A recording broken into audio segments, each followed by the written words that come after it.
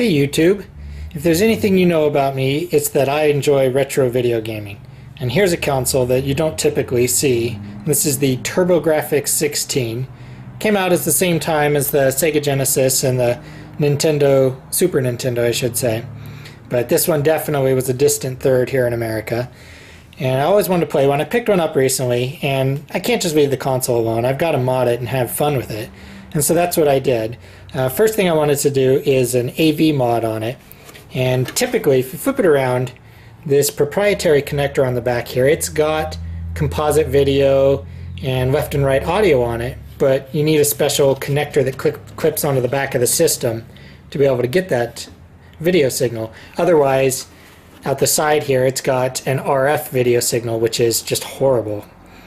So we need to get the video from and back somewhere else, and a lot of people have done this mod, and they'll drill holes and mount connectors here, or a lot of times they'll mount them over here on the side.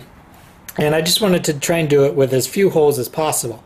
So what I did is, over here on the side, I took out the RF unit that was here. So normally the RF jack was here, and then this is the channel 3-4 selector. And I took that can out, and then I soldered in a composite video connector here, and then inside the channel 3-4 selector you can see there's a stereo connector for stereo line out. And then internally these wires run and they basically solder up to the points in the back of the motherboard there. So that was kind of the first mod I did to it. The second one I did, and this kind of surprised me when I got the system, it does not have a reset switch. And just growing up in an era when all consoles had a reset switch, I was shocked to see that there's no reset switch on it.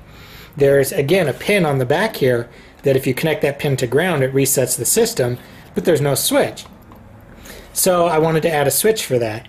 And unfortunately, I've kind of run out of holes, so I did have to drill a hole for it. But over here on the side, I put a connector and a little push button switch, and it's all soldered up on here so that when you push this switch, the system resets. And so I thought that was kind of useful.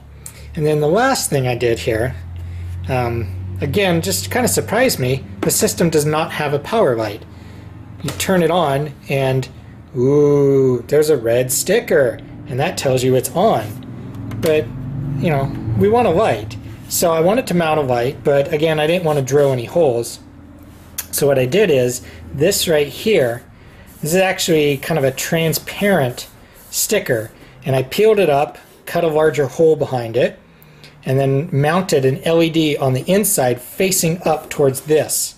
So when you turn the system on, it's not plugged in right now so it's not going to do anything, but when you turn it on, this logo illuminates from the backside.